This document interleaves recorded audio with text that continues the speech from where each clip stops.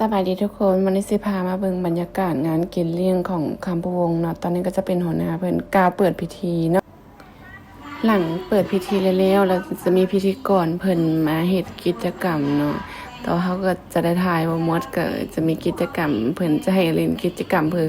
ซิ่งเงินรางวัล800,000กีบว้าวป้ายไปเบิ่งกันเลยว่ากิจกรรมมีอย่างไหนแล้วดูเนาะซึ่งว่ากิจกรรมของพวกเขาเกี่ยวมาจะมีอยู่3เกมซึ่งจะรายเรียนหลายสื่อไปก่อนเนาะเกมที่1ชื่อว่า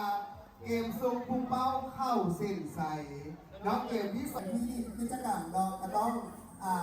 ได้มาดีกิจกรรมกันก่อนเนาะโอเคฉะนั้นแล้วพอมาเริ่มเกมที่1เดี๋ยวมาดูการเรียนแล้วเรามาเริ่มเกมที่1กันเลยเนาะเกมที่1ในเกมที่มีชื่อว่าส่งพุ่งเป้าเข้าเส้นใสซึ่งจะมีกติกาดังนี้เนาะพวกเราจะแบ่งออกเป็น4ทีมละ8คนการเล่นก็คือการส่งต่อพุ่งเป้าต่อกันไปนั่งใส่นะบ่มีวันนั่งต้องเลย比较普通少谁生啊ลูกทีมแต่คนไม่กว่าทีมนั้นเกมผู้ชนะโอเคตอนนี้บางคนอาจจะยังไม่เห็นภาพน้องว่าเกมเขาตัวเองพอมีทีมสนับทีมสนับเมื่อยแล้วไม่กินข้าวยังแซ่บ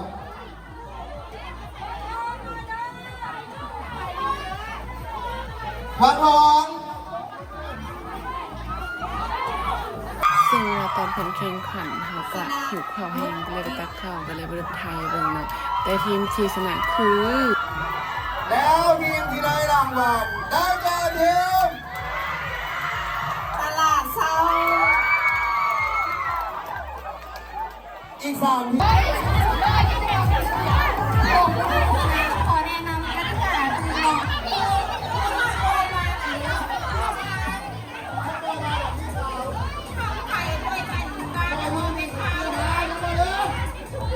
อย่าเฝ้าเด้อมือต้องต่อมากันตลอดเวลาจับ2มือจับมือ1กับบอลได้จับเปล่าเนาะและถ้าในการไปการงานต่างๆต้องจับปากกันตลอดแล้วคณะกรรมการมาเบิ่งพร้อมมั้ยพร้อมทั้ง5ทีมมั้ย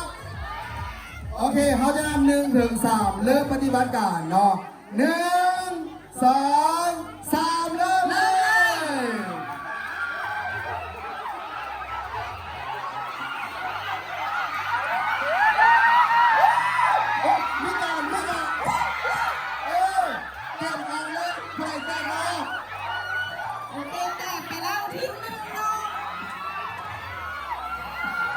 ห้ามบีบของอาจารย์เร็ว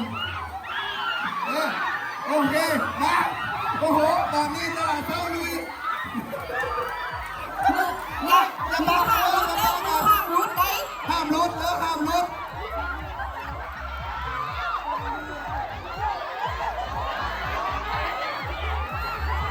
ะตลาดเช้าเขาละดีเร็วพาแล้วมันลงพามือมาเลยพามือแล้วว้าวตลาดเข้ามาแล้วพอมาต้องมีสิทธิ์อีกแล้วมีตัวหัวหน้าทีมตีได้ตลาดเข้าทีมนั้นพอแล้วออกจากเกมเลย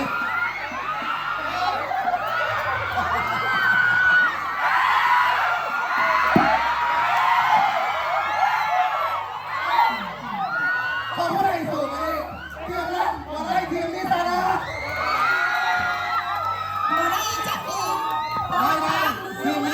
ทีมนี้ชนะแล้วทีมที่ชนะคือทีมวังทอง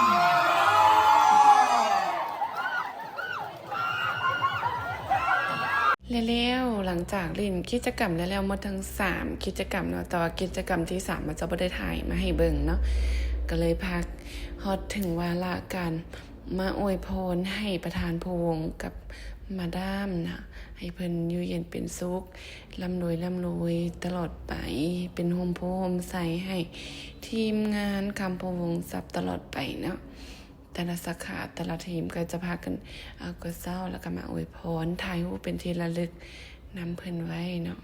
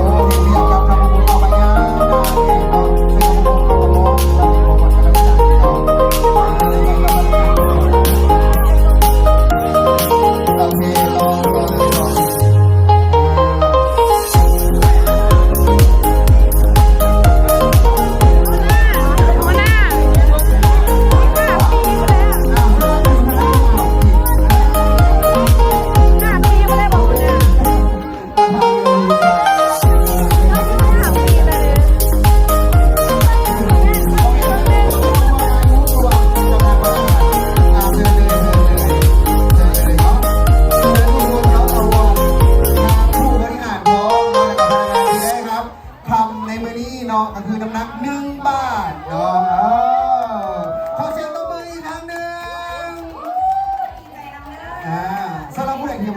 บ่ได้บ่ต้องเสียใจเนาะต่อไปขอให้ทางประธานมาดามคณะผู้บริหารเนาะและพนักงานทุกคนเนาะจงโชคดีปีใหม่เนาะมีแต่ความโชคดีโชคลาภได้เงินหลายๆได้ทองหลายๆซื้อมื้อนี้ก็ได้แบบเดียว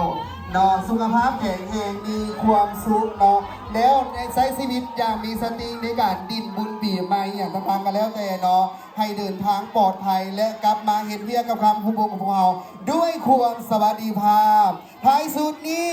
สบายดีปีใหม่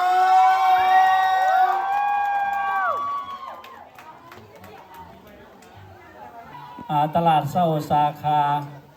ไอเต็กสาขาหลายวังทองนี่หลายท่านก็ได้หับรางวัลได้หับของขวัญอยู่นำทั้งท่านผู้วงมาหลายฝ้าหลายปีเพิ่นก็มอบเป็นกำลังคิดกำลังใจให้ทั้งพนักงานของเพิ่นโอ้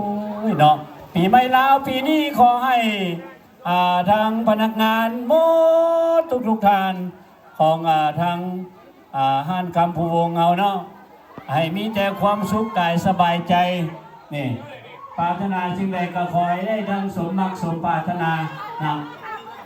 คิดเงินก็ให้ได้เงินวันนี้คิดคำก็ได้คำไปแล้วเนาะเอาขอให้ทุกท่านจงมีความสุขตลอดไปเด้อ